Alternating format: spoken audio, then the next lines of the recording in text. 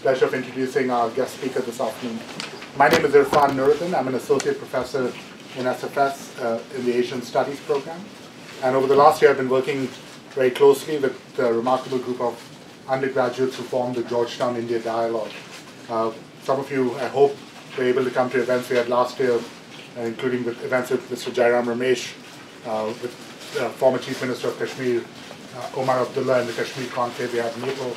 We hope that this year will continue to ramp up the amount of programming around India and South Asia more generally on campus, and that we get to see you at many more events.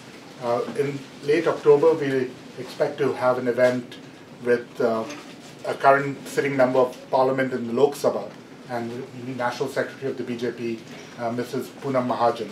And so keep your ear open, and we'll make sure to get the word out to you with ample notice so that we can arrange the seats a little better for a nice big crowd. For today, our event is sponsored by Asian Studies. So if you see Dai or Faye, be sure to thank them for getting lunch and organizing the room. And much of the legwork is again being done by Georgetown-India Dialogue as well. I just get to have a good seat, right?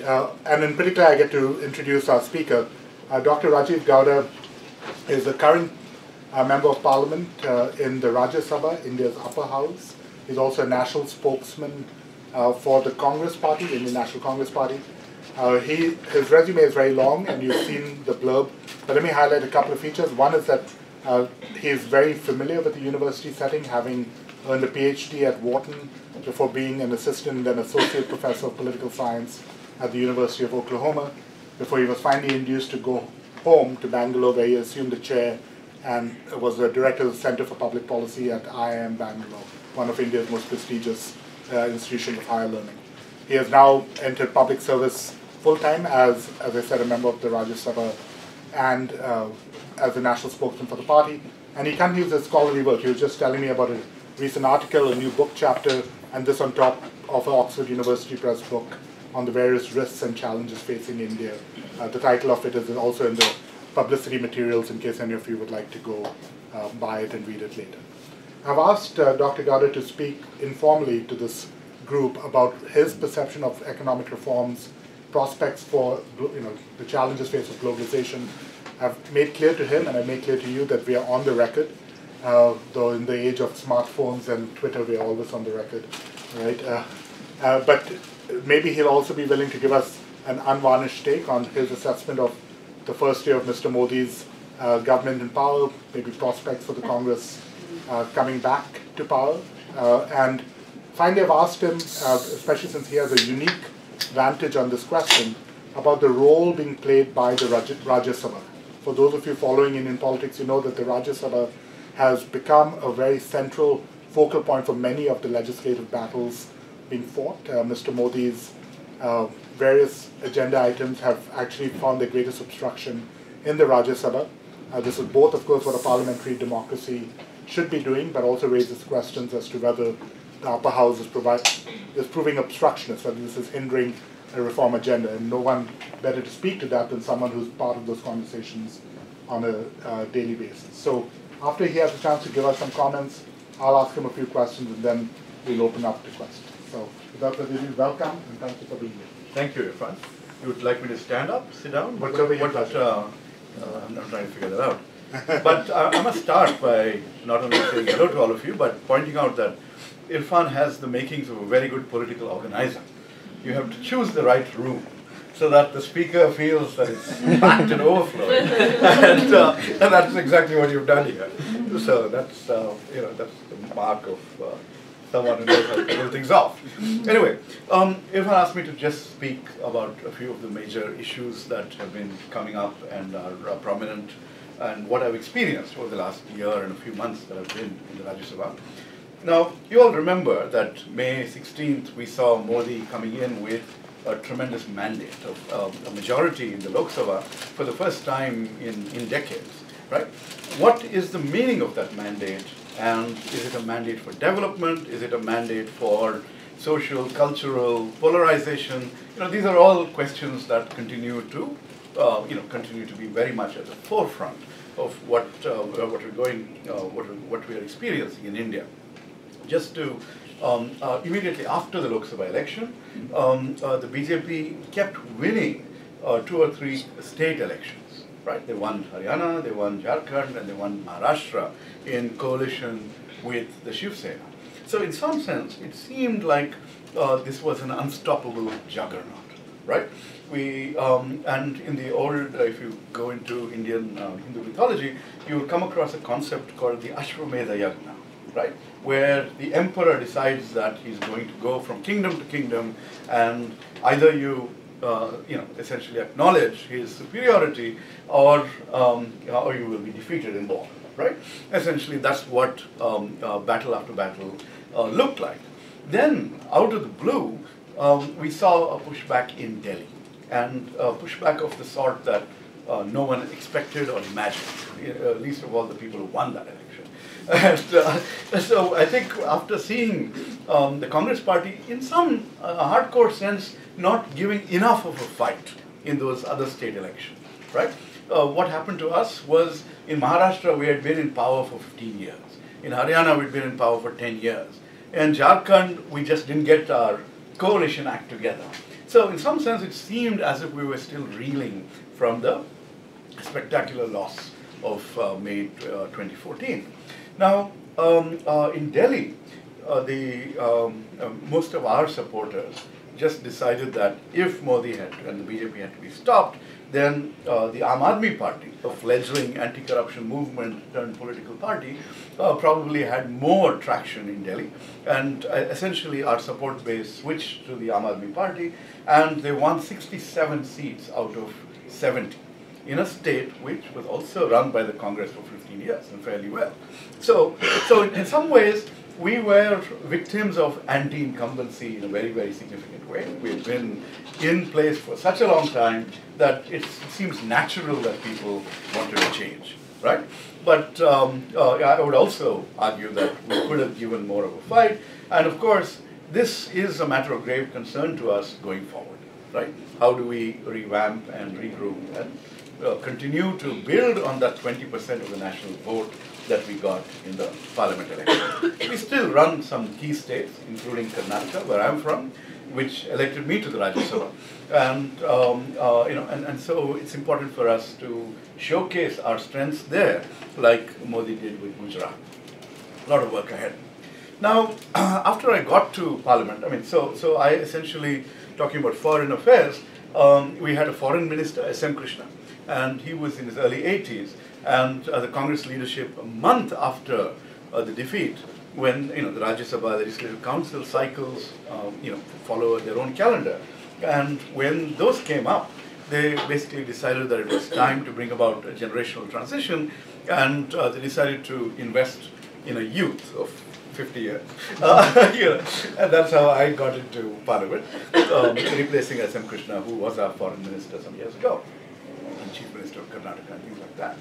Now, in Parliament, what we found was that right up front, the BJP, which had campaigned against us on multiple fronts, right? When we tried to work out a land border agreement with Bangladesh to exchange enclaves and things of that sort, we were called anti-national and it was opposed. When we tried to pass the GST bill, you had Modi and a variety of BJP chief ministers opposing it tooth and nail. When we tried to increase the amount foreign institutions could invest in the insurance sector, we were opposed. So lots of things like that. We ended up, essentially seeing a lot of opposition from the BJP. The moment they came to office, they took over, suddenly something happened, and they embraced all our policies with extraordinary enthusiasm and vigor, and proceeded to own them in a way that was quite surprising to us. And so it created a very interesting situation for the Congress in Parliament, which is that here are our policies, which we were really hoping to pass, are the laws that we wanted to pass, and then we never got support from the BJP, certainly. And now they're happy and willing to pass these. So the question that was asked of us was, what's your position on all these things? And we said, of course, we will pass them. These have the interest of the country and the economy at heart, and so we will pass them. But when somebody says, let's pass GST by April 1, 2016 or something like that, we say, what's the hurry? We have other issues to resolve. So let me just take you through one or two of those crucial issues that became issues of contention between the government and other political parties. One was the land acquisition bill, right? So we've had historically an old British era act which gave government the power of eminent domain, you might say, where the government would basically say, we're taking over this land, they announce it, they take it over, and they pay some compensation and send people over, right? And historically, this has been quite unjust and unfair to people who lose land, people who lose livelihoods, etc. And Jairam Ramesh, and when he was Rural Development Minister, piloted a transformed land acquisition law, which is really about fairness and compensation and things like that, and consent, which essentially he worked hard to get consensus across political parties. And the law that was passed in 2013 essentially said that if you're going to take over any land, you need to perform a socio-economic assessment about what the impact of that takeover would be, and on who, and what would happen to people who would lose land and livelihood. You need to get the consent of people who would lose land and livelihood. You need to rehabilitate some of them in different ways, and you need to pay adequate compensation as well. Okay, which is much more than what's called the official rate, maybe 3 times, 4 times the official rate in rural India. Now, this bill was passed after tremendous consultation and consensus building, but corporate India saw this as as a barrier to their the free hand that they historically had in terms of getting the government to give them land for whatever they wanted. And so the chorus, right from when this land bill was passed, was that, we'll not see any more manufacturing activity in India because no one will get the land to get to put up a plant. Now, India has a lot of government land even now, which needs to be you need to figure out where it is and come up with a database. We have a lot of special economic zones where there's land for industrial development. So this sort of argument was actually not as truthful as it should have been, and but it's something that Modi seemed to think very positively about. And one of the first acts of the new government after the initial parliament session was to pass a series of ordinances, promulgate a series of ordinances, one of which was to overturn these key provisions of consent and socio-economic assessment and to enhance compensation on the land bill. When that happened, you saw sort of a hardening of positions within Parliament and outside. Basically, we were of course stunned because we felt that we put in so much effort to pass this, and that new law had not had a chance to be operationalized. We had not actually given it a chance, and but this was seen as a great signal to corporate India that the reform agenda is on and things of that sort.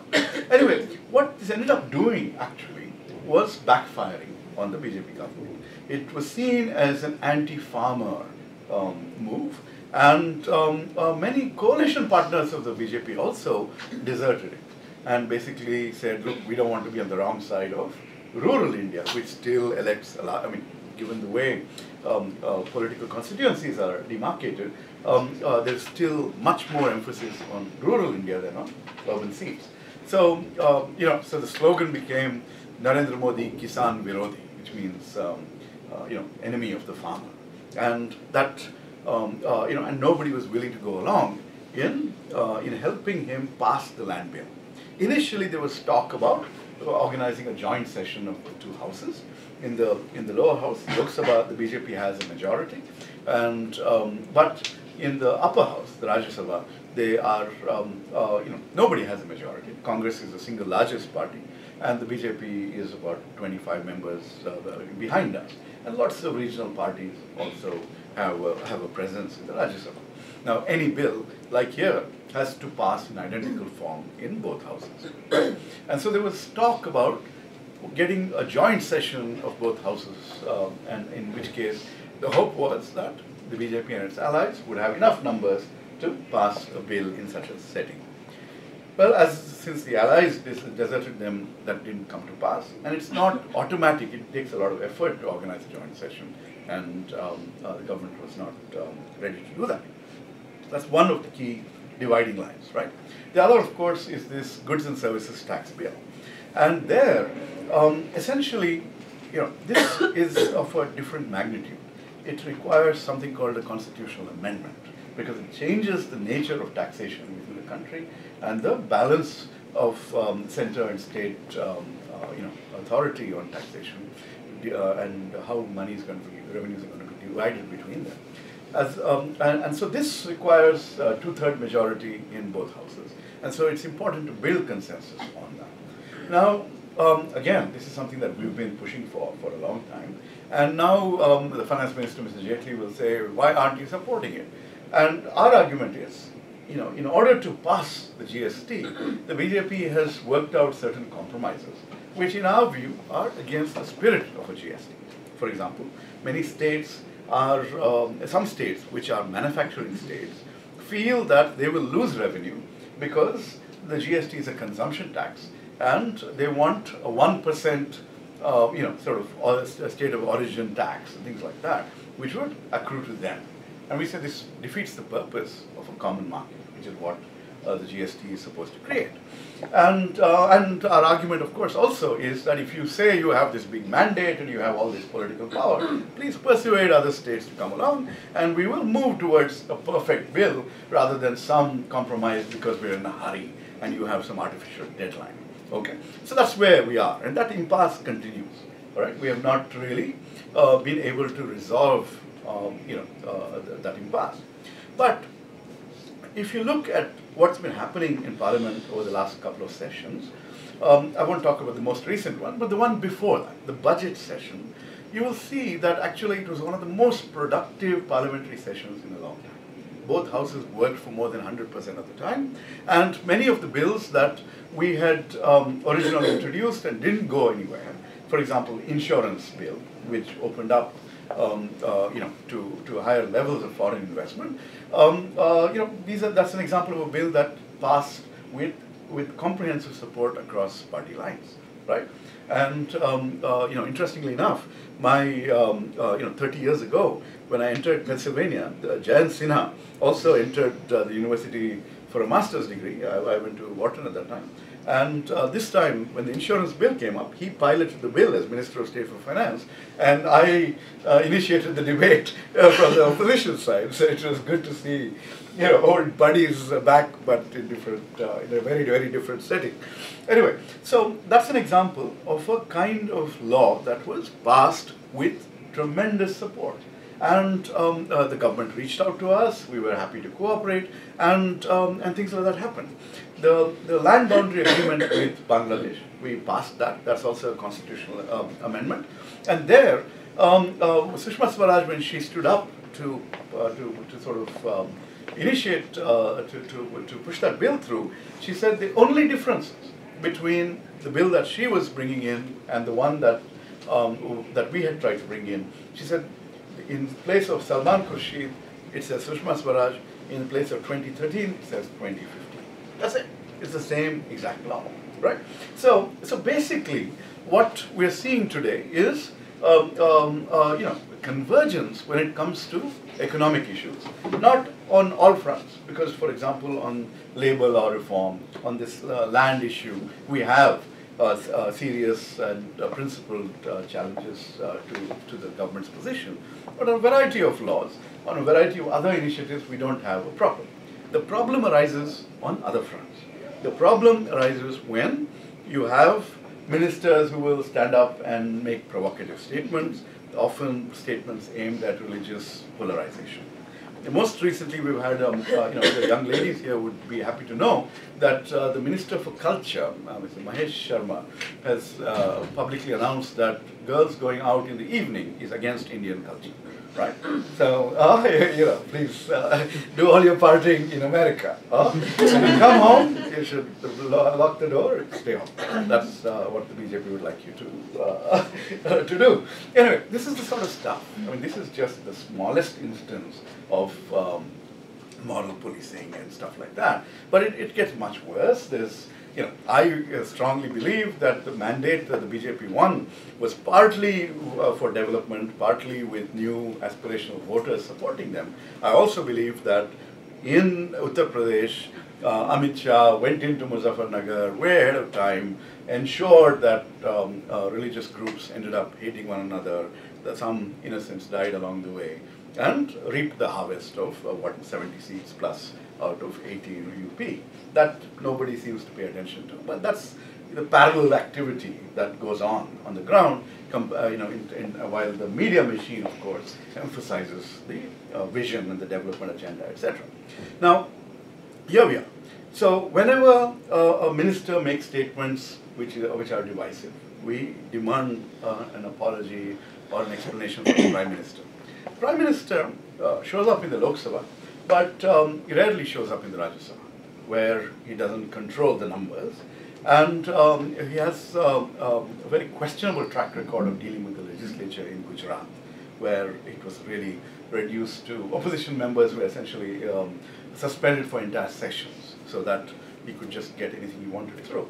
And so we are very concerned that that old line from here, that we don't get no respect. Not exactly, but you know what I mean, that there is a certain role for Parliament, and the Prime Minister, who we also say is occasionally visits India, basically, he certainly doesn't visit the Rajya Sabha, right?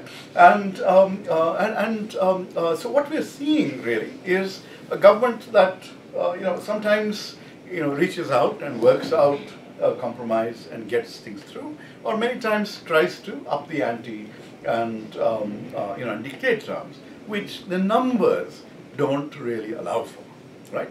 And the Rajya Sabha, since it's elected by the states, by the state legislatures, is not going to dramatically turn in terms of its composition, even during Modi's first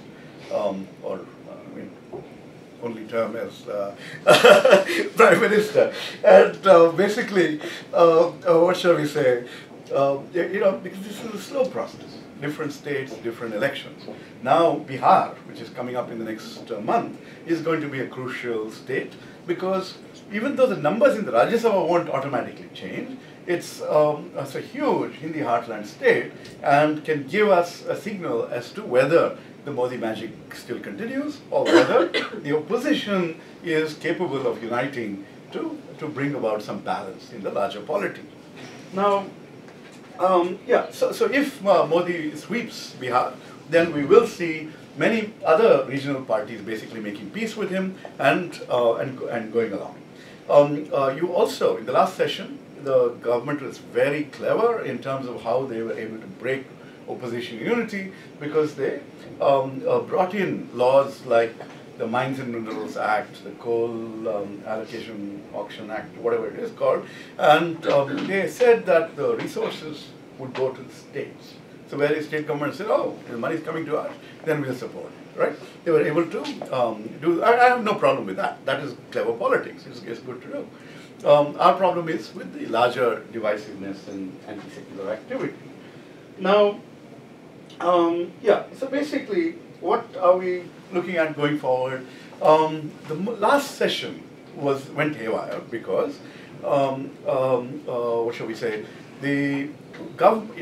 when the BJP was in their position, they would disrupt Parliament and say that if there's an allegation of corruption against any UPA minister, that minister has to step aside, and then an investigation will take place, and only then would Parliament function. So we said, well, you've set the precedent, and we want to continue that. And in the period between the budget and the monsoon session, we had a gentleman called Lalit Modi, who's who is very, very interesting activities. Ended up compromising our foreign minister Sushma Swaraj, the chief minister of Rajasthan Vasundhara Raje, and then of course there's another scandal that's emerging in Madhya Pradesh, where where the chief minister is accused of being involved in this whole thing called the Vyapam scam, and there what's happening basically is professional jobs, right? Entry into various government jobs, into medical and other kinds of positions has been rigged for quite a while. And when the scam unraveled, many of the people who were involved in it mysteriously keep dying, right? So we've reached about 48 official deaths so far, including, say, the dean of the medical school investigating something. The first dean investigating this suddenly caught fire. The next dean came to Delhi and suddenly was found dead in his hotel room. The governor of Madhya Pradesh, his son, was found dead at the age of 50 or something like that. He was also accused in this whole thing. So we, don't want to hit a century of deaths before we see some action here. And so we basically are demanding that the chief minister step aside. Well, before the session, Modi and team got together and decided that they're going to stonewall, that nobody is going to step aside. And the Parliamentary Affairs Minister made a statement saying nobody has done anything illegal or immoral, right? And so when Parliament started, we, of course, said, until you step aside, following the precedents that you had put in place, we are not going to let Parliament function. And in the Rajya Sabha, it was much easier to shut things down. In the Lok Sabha, the government did manage to sort of ride roughshod over, suspend many members of Parliament. It created a very, it really vitiated the atmosphere, and the level of discourse also really came down to personal attacks and mudslinging of a sort that we've not really seen, except on the campaign trail. That's a different place compared to on the floor of Parliament, right? And so things are fairly bad as far as the relationships between the two major parties are concerned. We personally believe that there are enough people who should have stepped aside and investigated for even criminal action, but nothing's happened. Unfortunately for us, the media cycle, all this, the timing has been wrong. The whole media cycle on these scandals, peaked and faded away before the Parliament session. So in some sense, people are all like, oh yeah, we've heard this before, right? It was hard to keep that excitement. But essentially, we have a situation where there is an impasse, and we feel, I have no idea what is going to happen in the next session, because none of these issues have been resolved. The ministers continue to be in office, and the problems have not either been investigated or any action taken. So we are looking at a very very difficult stage in our democracy. Now, a couple of other questions that arise, right?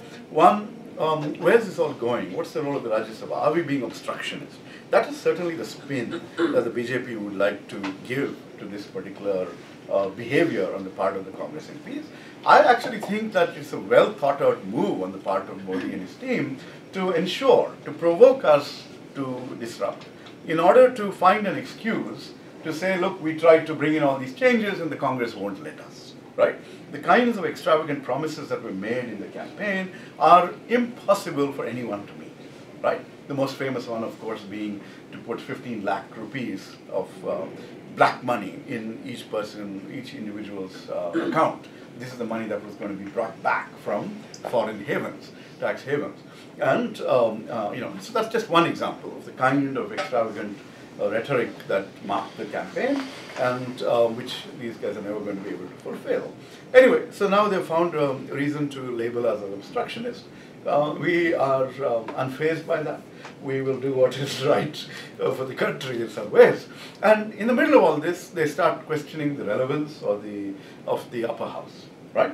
As if, suddenly when they're not in a position to dominate that, it should not exist anymore, right? Fundamentally, if you look at the basic structure of the Indian Constitution, says that we are going to have two houses. The upper house represents essentially the viewpoints of the states and is aimed. I mean, I was just thinking about the old story here about what Jefferson in Washington, about the cup and the saucer, right? I mean, the upper house is to cool things down, while the lower house, responds very, very closely to immediate changes in public opinion, etc.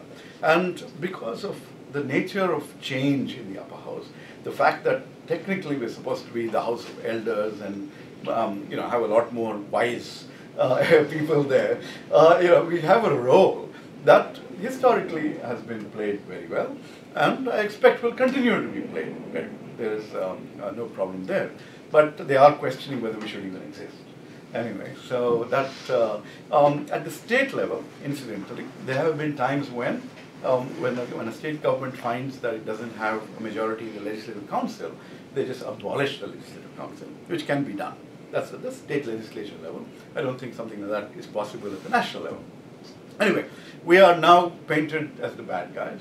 I can deal with that. And we will continue to pursue our agenda of improving public policies, of questioning some of the agendas of the government, especially when they focus on social division. But in a large sense, when it comes to the economy, when it comes to some of the agendas of inclusive growth that we cherish, you will see us cooperating and lauding the government when they take our initiatives forward, right? While Modi mocked our Rural Employment Guarantee Act, he did not cut it, and he continues to support that, which is part of our social safety net for those who are seasonally unemployed. The government has now taken, we tried to bring financial inclusion to India by bringing a bank branch to every habitation with 2,000 people and above. And now the government's taking it forward to ensure that every individual has a bank account. And they're moving towards direct benefit transfer to those accounts. They tried to trash the unique ID program, the Aadhaar project, when we were in office, and now they've adopted that and speeded up the implementation. And so this combination of measures, whether it's direct benefit transfer, financial inclusion, they've brought in pensions and insurance products for, all these have yet to take off. But the spirit is a continuation of what we would like to see. We'd like to see every individual have a portfolio of financial instruments at their disposal. And so some of these things I think we will see us continuing to support. The divisions are going to come on the social, religious side, and they're also going to come when they keep provoking and taunting us, when they try to shield those accused of corruption. I'll stop there. Great. Thank you. Well,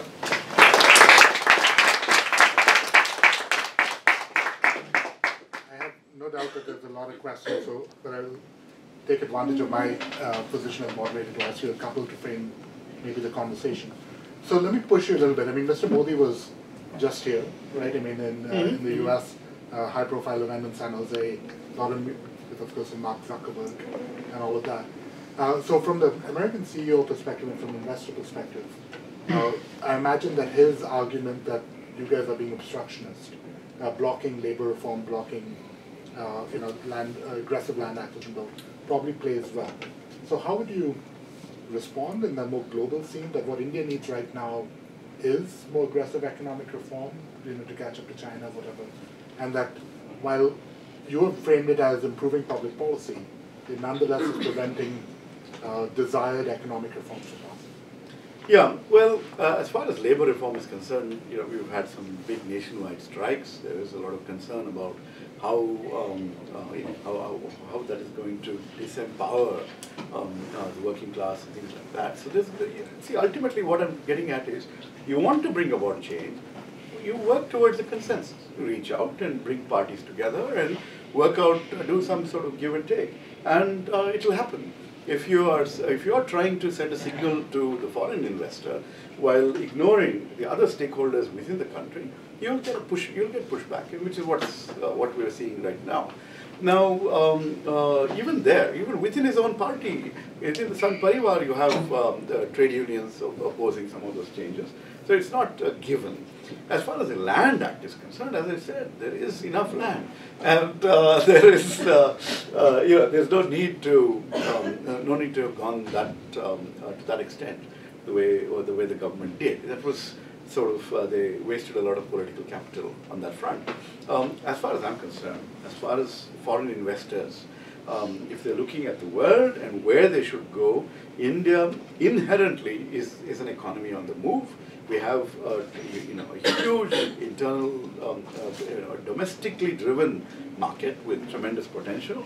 All these measures that financial inclusion, etc., are going to bring more people into the formal economy and help that part get propelled forward, bring in more change in terms of rural wealth, rural job diversification into non-farm activities. So you're going to see quite a bit of action within India. You're also seeing, now you're seeing you're seeing inflation come down, right? I mean, partly because they've really cut down on the support price for agricultural products, and which used to be something that we were always doing, and which used to fuel inflation. And but overall, inflation has come down. The Reserve Bank governor has just cut interest rates by 50 basis points. Last 12 hours, and so all these are going to give a fillip to the economy. Where the problem arises is that many private sector players, infrastructure players, borrowed a huge amount and are not able to pay back, and so the banks are sitting on a powder keg of potentially bad loans, and that's something that is really worrisome for the strength of the financial system. Otherwise, there's tremendous positive momentum, and there's a huge consuming population with increasing discretionary income. And the other point, of course, is when you look at the rest of the world, tell me another emerging market which is doing as well as India, right? So, so in that sense, of a matter, even a mature market doing as well as India in terms of growth, right? So, so there are lots of problems, but this is, I think, par for the course in India. We tend to muddle through. We have lots of imperfections, and but doesn't mean that we're not moving forward. Yeah, it's just it's not with the clarity we'd like to see. I think that's a very good description of us. So, I see a hand, Neeta. Would you like to lead us off? So I'd like to ask you more, especially on behalf of my class, about India's labor market reforms that they proposed. For my class, India has very strong labor market protections, and the current government has proposed some serious amendments to these labor reforms. So my question is, how is this going to affect Modi politically, right? Labor is huge. He's obviously, labor and his own party is very upset with him. What will be, if he can do this, what will be his political game? How will the middle class react? What are some of the political dynamics behind this? So, the constituency that wants labor market reforms is basically industry, right? It will make it easier for them to hire and fire, but more than that, it will actually make it easier for them to work with labor in a way that is advantageous to management rather than labor. But I don't see a problem there. What has happened, just like with any other law in India, you'll find Indian solutions which are not exactly what the law intended, quite often counterproductive, right? So for example, many companies just have stopped hiring permanent workers, right? And they have this large array of contract labor who get paid a pittance for the same job that somebody else is doing. And so sometimes you see this erupt, like in a Maruti Suzuki plant where they lynched the HR manager, right? So that's sort of, we don't want those kinds of situations. So that is one of the concerns that we have, that the way the laws currently are being implemented leads to this kind of conflict. But the agenda is to go after trying to bring people into the workforce in domains that are not really controlled or emphasized by the current labor regime, right? So there's so for example, in the modern world of information technology and things like that, the knowledge workers they're not into an industrial relations regime. They're into human resource management paradigm in some sense. Very different world out there, and that's for those who are educated and have got jobs in that sector. The other domain is skilling, right? And we had launched a massive skilling program, a National Skill Development Corporation and things of that sort. Modi, in characteristic style, has given it a new name, right? There is nothing game-changing about this government's policies, but there's everything name-changing about this government's policies. So they've called it Skill India, right? And so this is, they're trying to sort of ensure that more people get the skills that industry needs and that they would be able to be absorbed into the workforce, right? I'm not sure whether the labor laws themselves are going to make that much of a difference because, ultimately labor needs to get some protection as well. He will, the industrial support base that fueled the billion-dollar campaign, they want labor reform. It's not clear that I think you can still achieve them if you bring about a consensus and figure out what is doable and appropriate in the Indian context and what's not, right? So I don't think he's. I think he's still got a lot of work to do on that front, but I think we will change. See, when you look at a city like Bangalore, where I come from, today in Gujarat you have a reservation-related agitation by the Patels, right? One of his big support groups. And if you were to ask us in Karnataka, how come we don't see more agitation about reservations? We say, well, the reservations have been there, people get their government job, but nobody wants a government job. Everyone's trying to get into Infosys or something, right? And as long as those sectors keep growing, there's not really, so really the whole story is about keeping the economic momentum moving forward, right?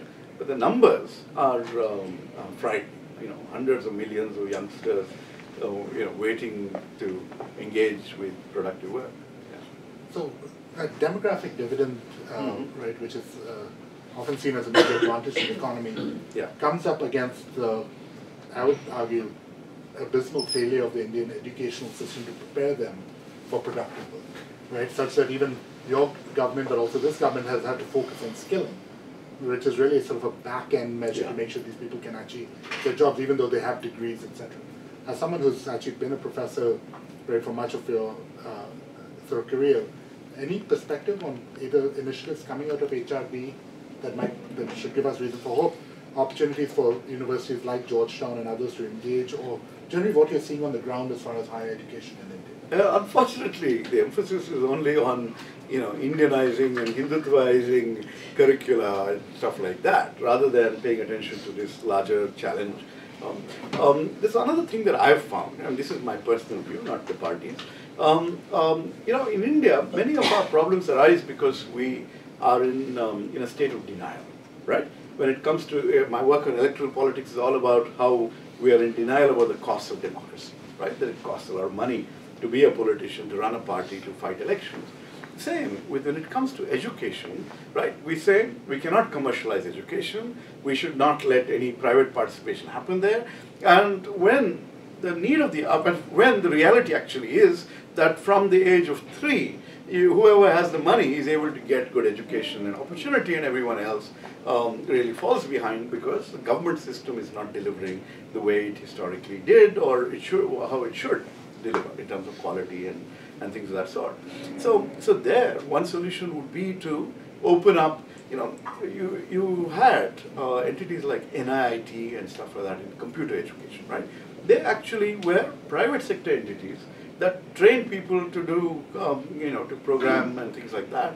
And then they went public and raised a huge amount of money, went all over the country, and I think they played a central role in creating that knowledge workforce, IT workforce, that that engineering colleges caught up with much later.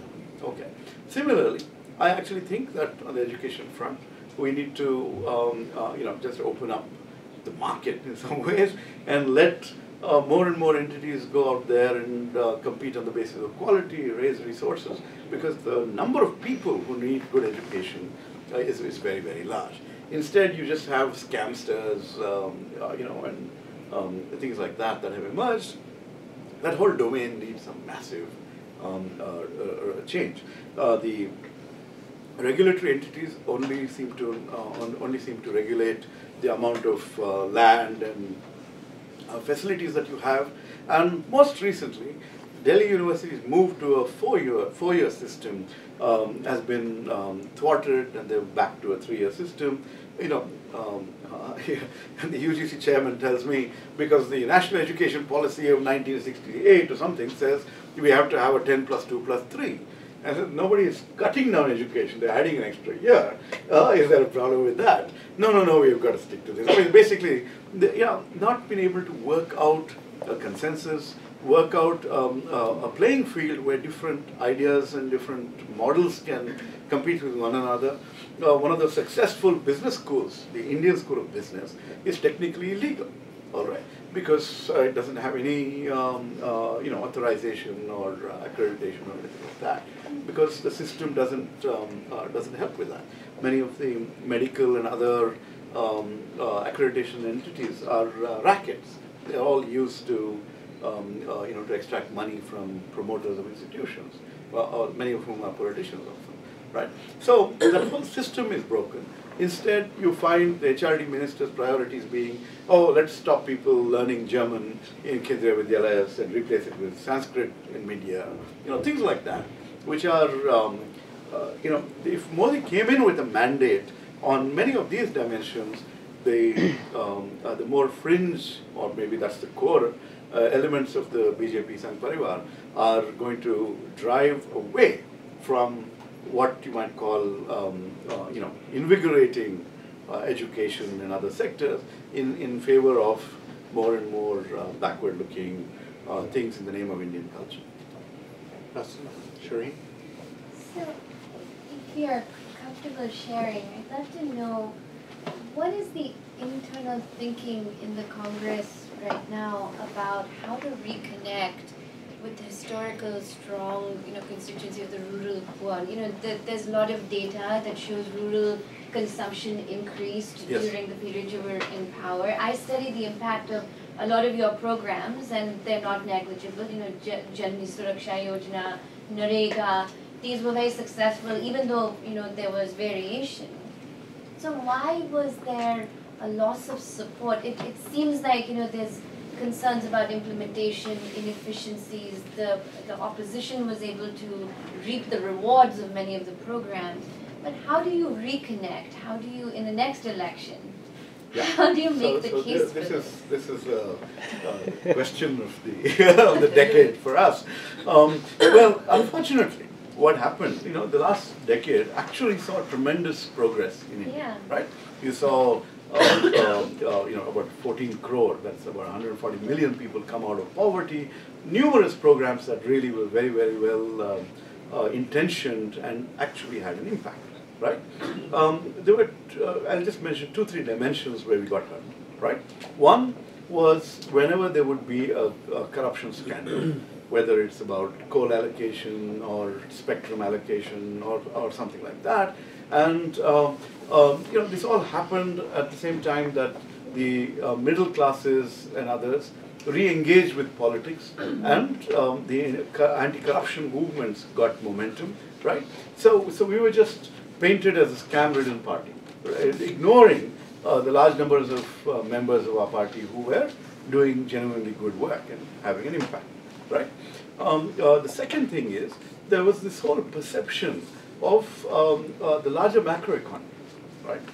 Especially in the run-up to the election, what did we see? That 8% annual growth rate that we were experiencing suddenly came down.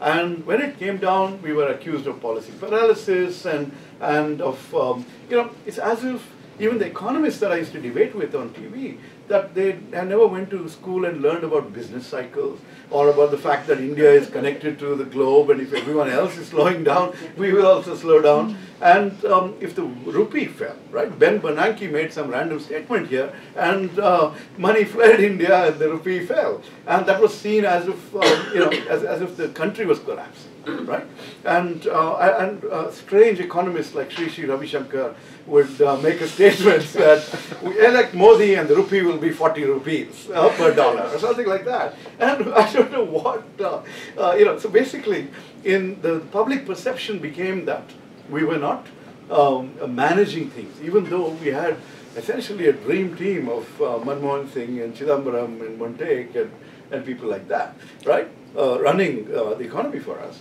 And so it was basically whenever a scam allegation was thrown at us, we were really shell-shocked and lost a lot of momentum.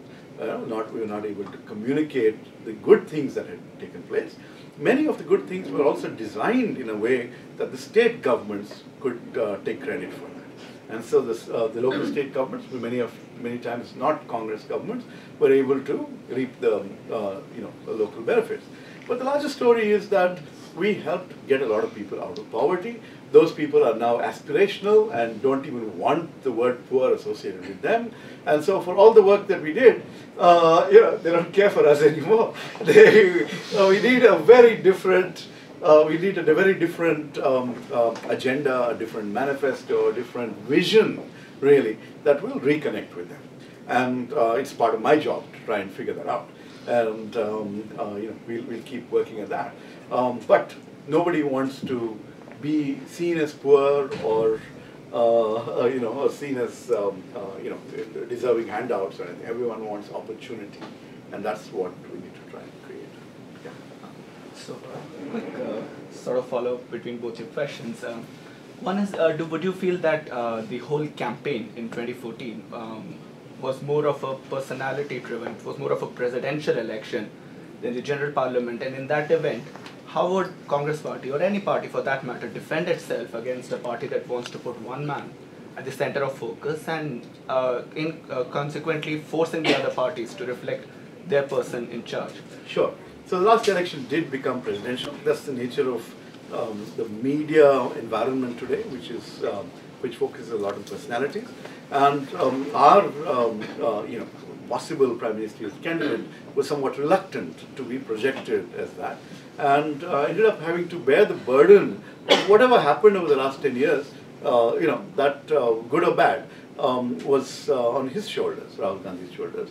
And so, in that sense, it was a bit of a less than equal fight, right? But if you say that Modi is a master communicator and things like that, well, he also is a very extravagant promiser, right? And so after a few years of being unable to deliver, people will say, yeah, this guy is bullshitting again, and let's go with the sincere chap who may not have the same drama, but who may actually be good enough to to do what's what the country needs, right? I mean, so see, I'll tell you one example of this, right?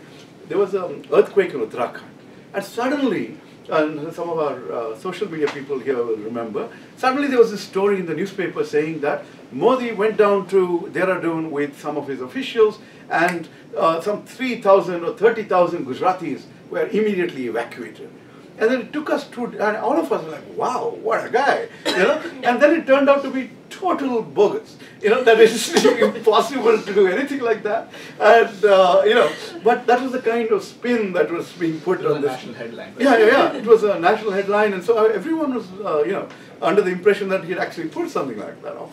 And then it turned out that there were only like 2 planes that leave that place, and you would need, sort of 10,000 vehicles and trucks, and then you got to go identify who the Gujaratis are, and amongst all of the earthquake victims, So it's been too much of that hype, right?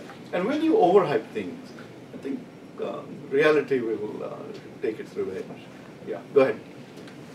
I sort of wanted to push you a little bit more about the Congress party piece, because when we talk about the Indian democracy, I think a revitalized Congress party is important for India and for the Indian democracy. So I think relying on the fact that Modi's overpromised and he may not be able to deliver on those promises is in some way probably not the best strategy given where the party is today. And I wanted to, if you look back at the party 10 years ago, or even the BJP in the run-up to this election, you had Rajasthan, Madhya Pradesh, Gujarat, you had chief ministers were 2-term, 3-term chief ministers were powerful. In the Congress today, that's massively on the decline. You don't, the Northeast, you have Assam, but that's again looking hard as an election. So I wanted to know, what do you think internally can be done within the Congress? One is at the state leadership, and two is leadership at the central level, and how do you actually reconnect? Because it's not only reconnecting with the young India, which is aspirational, but it's also getting the party cadre infused. And yeah, there's a lot of work ahead of us. I think we will go through some convulsions for the next year or two. We'll probably see a tremendous generational change, but generational change doesn't automatically imply that someone young and educated is going to go and work miracles. We've got to earn our way forward, right? So it means agitating, like say Sachin Pilot's doing in Rajasthan, and getting beaten by lathis and stuff like that. Finding the causes, part of it is agitation, part of it is presenting an alternative vision, then presenting a team, not just one person, but a whole team of people who are capable of taking things forward. People normally say that Congress has tremendous talent even now, and the BJP, from what I can see, seems to have a tremendous paucity of talent at the highest levels. So there's going to be a lot of work ahead. I don't think I have a solution. Some of the experiments that have been tried within the Congress, primary elections, internal elections and things like that, which are aimed at preventing the atrophy of the party, trying to check this high command culture which has its own negative impact on empowering our people, right? Some of the experiments have not worked as well as hoped, and it's part of it's a reflection of the role of money and other things that have an impact in the political system. So we'll have to keep working at things, and but don't think that taking advantage of their failures is a bad strategy. That's also a strategy. Who asked Modi to go on the other side of farmers, right? I mean, just it's their choice. Who asked for all these scandals to emerge? We didn't do anything in that; they just emerged, right? And so these are all. I think there will be a multiplicity of agendas and strategies, but we'd welcome input on how to get the Congress up and moving again. In fact, right now it's very worrisome because state after state, our presence is not strong enough, and we really need to turn things around, motivate the cadre that we will come back, etc. No easy answer. Yes. So, thanks very much for your comments. I just want to get back to the whole point of obstructionism.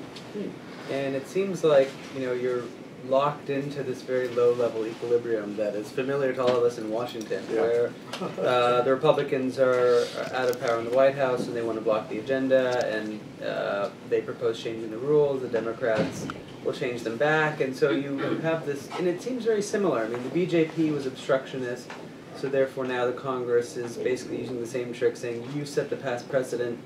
But how do you get out of this cycle, right? Because it's one thing to have principled opposition, to say, on the following 10 facets of the proposed GST we oppose. It's one thing to manufacture a disruption and rush to the well of the Parliament, so the Speaker has no choice but to call the session to an end. Some would say that's actually anti-democratic, right? And it's not unique to the Congress or unique to any opposition party. But how do you get out of that system? So even within the Congress, people have raised the issue of should we, be aggressively opposed to letting any discussion take place when we're not manufacturing obstruction or issues.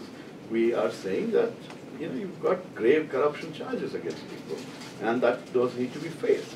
The counter argument is those could be debated first, and then some other action taken. So so we're sort of trying to figure out how to work that. Basically, you will see a lot of I just go back to that budget session when we passed so many bills, right? If you are able to reach out, if you are, so as I said, as far as I was concerned, the BJP upped the act. They said, we're going to go into this session refusing to, we're going to shield everyone who's accused, right?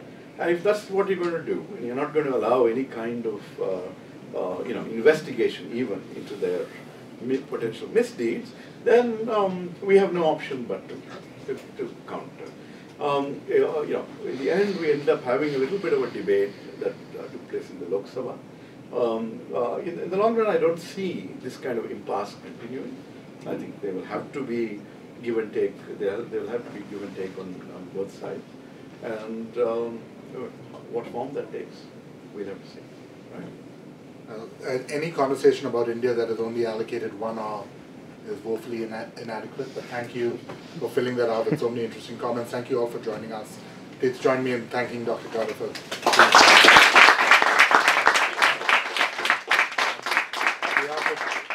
on behalf of Asian Studies, we have a TSA approved gift. Thank you. So you can remember your time at Georgetown. We hope to have you back soon. Yeah. No, I'm a Jesuit product, and I think there's a Jesuit school. Very good.